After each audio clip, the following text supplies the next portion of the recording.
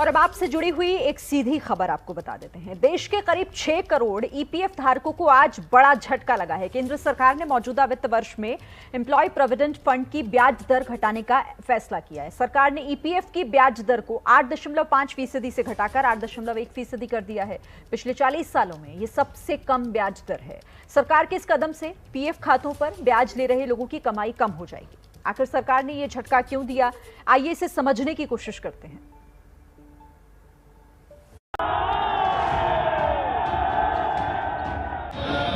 प्रधानमंत्री नरेंद्र मोदी की सरकार ने 5 राज्यों के चुनाव खत्म होते ही आम जनता को बड़ा झटका दिया है।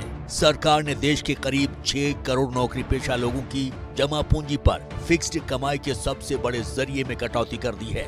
ईपीएफओ यानी कर्मचारी भविष्य निधि संगठन के निर्णय लेने वाली शीर्ष संस्था सेंट्रल बोर्ड ऑफ ट्रस्टीज ने गुवाहाटी में हुई बैठक में ब्याज दर कम करने का फैसला लिया है।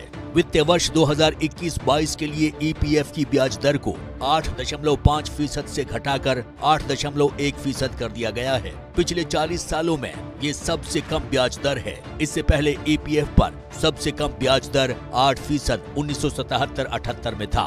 सरकार के इस कदम के पीछे खातों पर ब्याज ले रहे ईपीएफओ सब्सक्राइबर्स को अब कम ब्याज मिलेगा और ये उनके घर आने वाली कमाई को कम करेगा। सूत्रों के मुताबिक ब्याज दरें कम करने की सिफारिशें वित्त मंत्रालय की ओर से आई थीं और इस पर ईपीएफओ ने मंजूरी दे दी।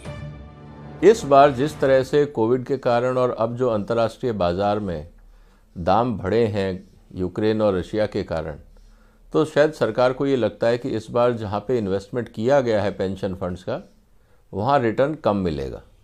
और जब रिटर्न कम मिलेगा तो जो कमिटमेंट है वो कैसे पूरा होगा।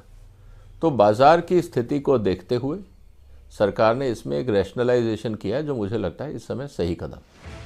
कांग्रेस ने सरकार के इस कदम पर सख्त टिप्पणी की है।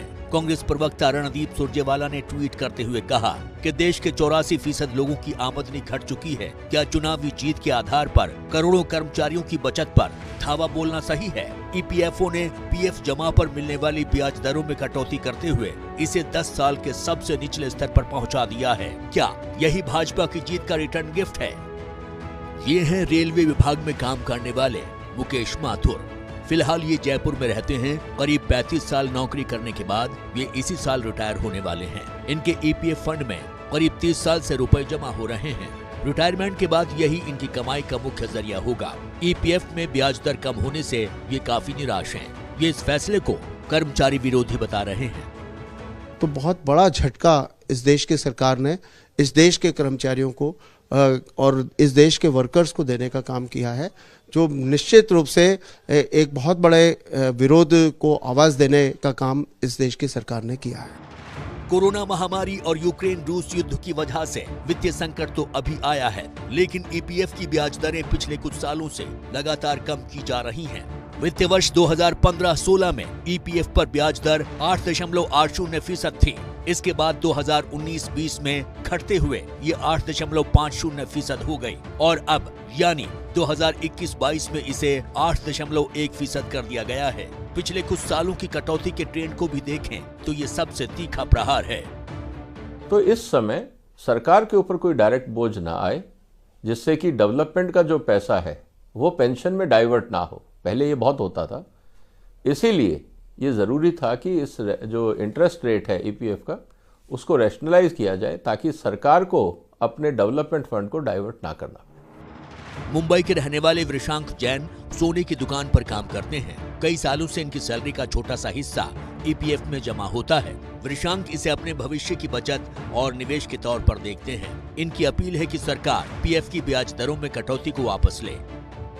कि इसमें इंटरेस्ट रेट कम कर दिया है तो सुन के बहुत दुख हुआ कि हमारा काफ़ी सालों बाद जब पैसा निकालेंगे तो उसमें काफ़ी फ़र्क पड़ जाएगा और सरकार से यही चाहेंगे कि उसको नहीं घटाए नहीं और थोड़ा बढ़ा दे उसको वापस।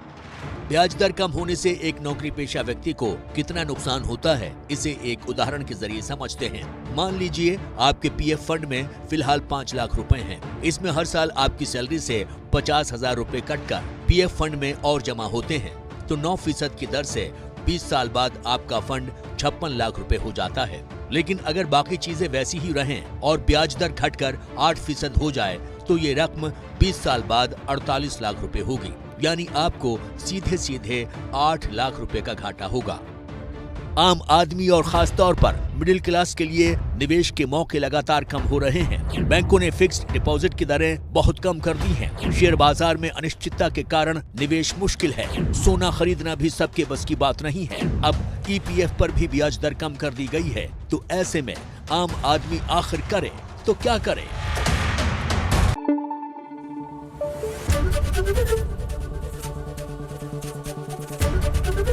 एबीपी न्यूज आपको रखे आगे।